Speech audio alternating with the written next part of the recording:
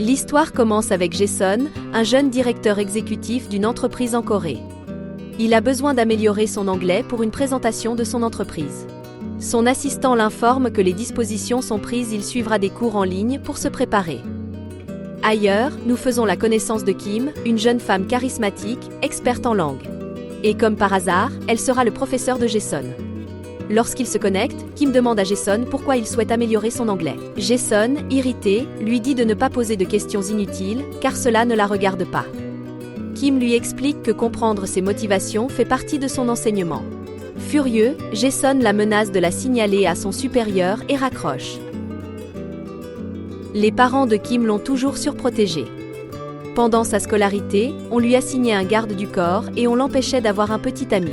Et pour couronner le tout, sans la prévenir, ses parents lui ont installé un bureau à domicile pour qu'elle travaille de chez elle et n'ait pas à sortir. Kim a une autre élève en Corée, Priscilla, qui l'invite à lui rendre visite pendant les vacances. Excédée par l'enfermement constant imposé par ses parents, elle a besoin de changement.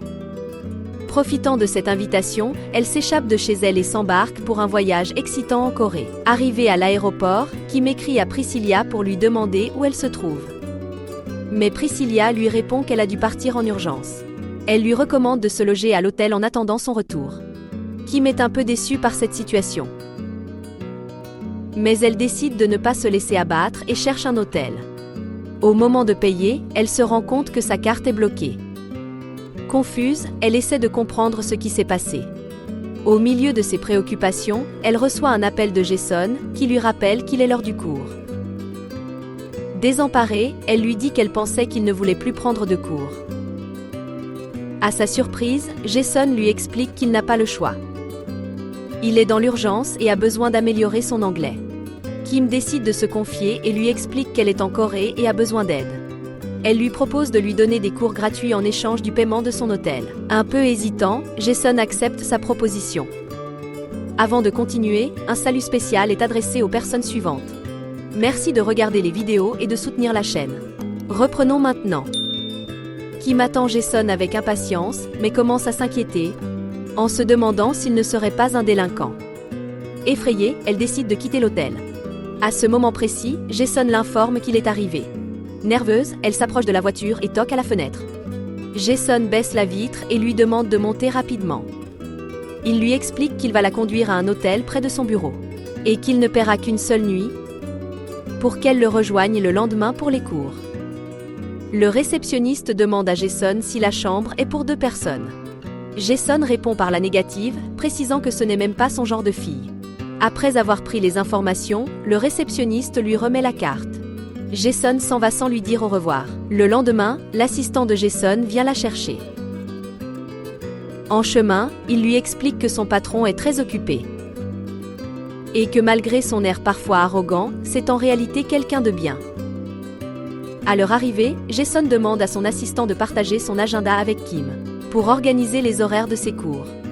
Ensuite, il essaya de se concentrer sur son projet et se remémora sa défunte mère. Ce souvenir le laissa pensif et distrait, et il ne prêta pas attention à Kim. Gêné, il s'excusa et lui proposa de continuer plus tard. Plus tard dans l'après-midi, Kim se présenta dans son bureau pour lui apporter des friandises philippines.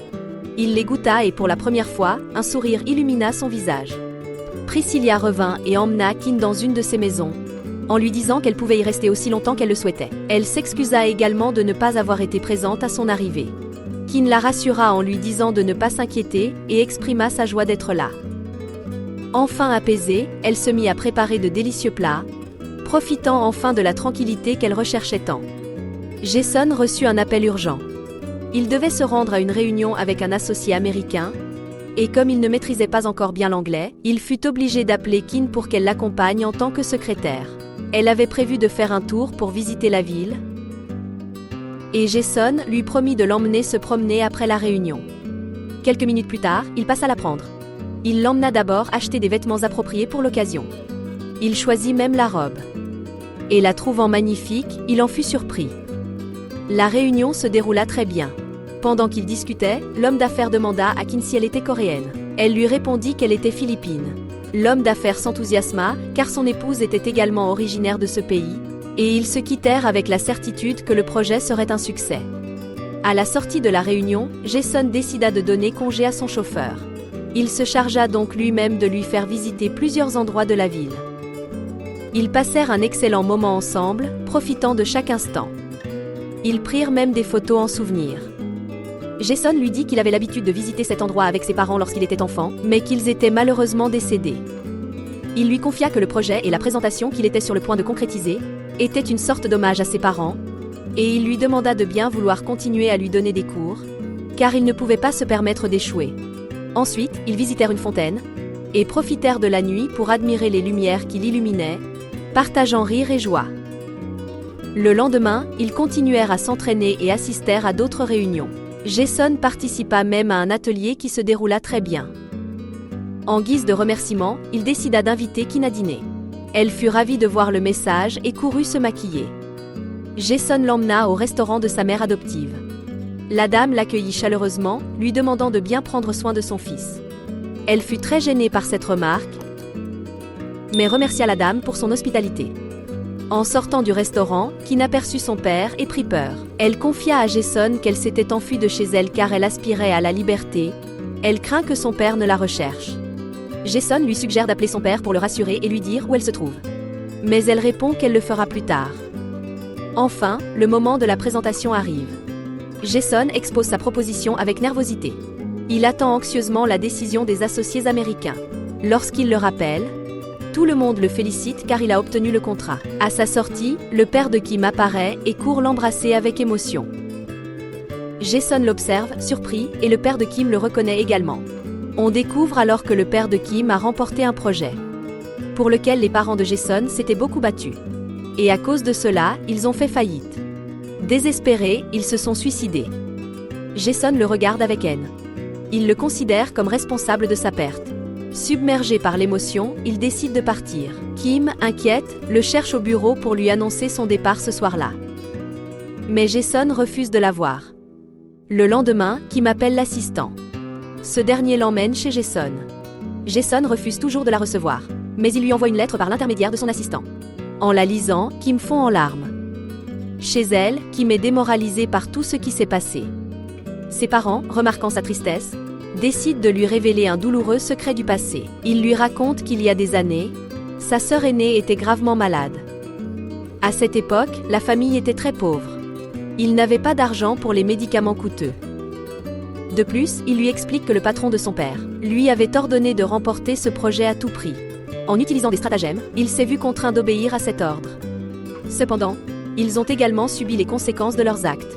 Malgré tout, leur fille a fini par décéder. Kim est triste car Jason la déteste pour ce qu'ils ont fait. Sa mère tente de la consoler.